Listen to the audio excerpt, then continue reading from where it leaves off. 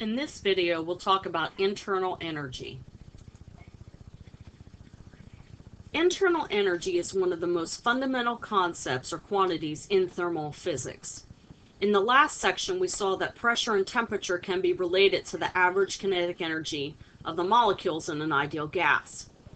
In an ideal gas, the total kinetic energy of all the molecules is called the internal energy, U.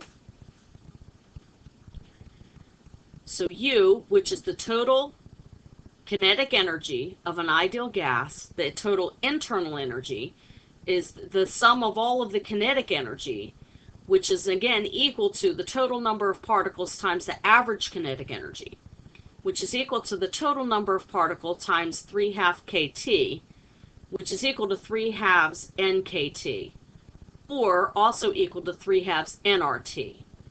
This is a really important formula because this is going to help you to determine your total work done on a gas, whether it's done on or by the gas, and the heat that's either gained or lost by the gas when you look at the total internal energy of the gas. Okay, so for an ideal gas, the total internal energy is 3/2 nRT or 3/2 nkt. The internal energy of an ideal gas depends on temperature and the number of moles, which is the lowercase n of a gas. An increase in temperature causes an increase in the internal energy. The temperature of a monatomic ideal gas is increased from 35 degrees Celsius to 7 degrees Celsius. How does it change its internal energy? A, it doubles. B, it quadruples. C, it is slightly increased. D, it is decreased to 1/2. E, it is decreased to 1/4. Go ahead and select your answer now. Okay, so let's see if you have the correct answer. The correct answer is C. It slightly increases. Again, remember, when you use your internal energy equation, 3/2 nRT or 3/2 capital N kT, you have to use your temperature in Kelvin. And so in this case, there's only a slight increase in temperature.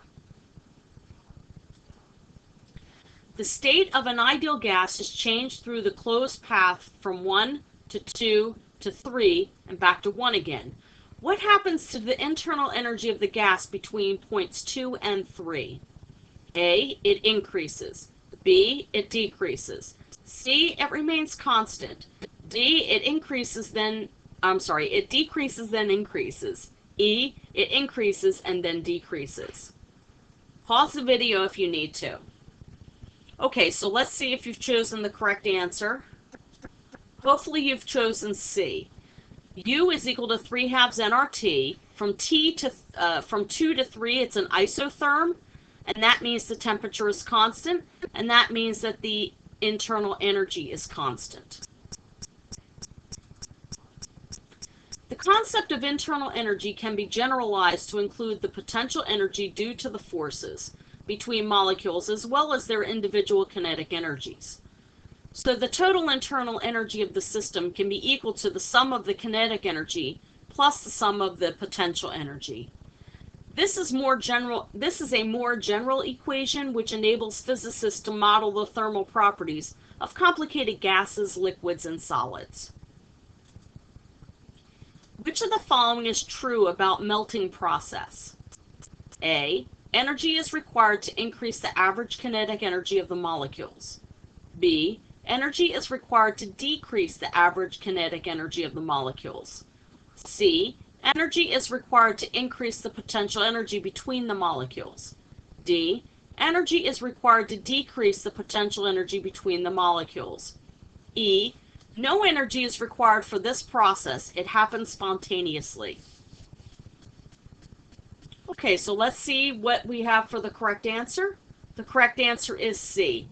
The energy is required to increase the potential energy between the molecules. In other words, moving them further apart. In the next video, we'll talk about work in thermodynamics.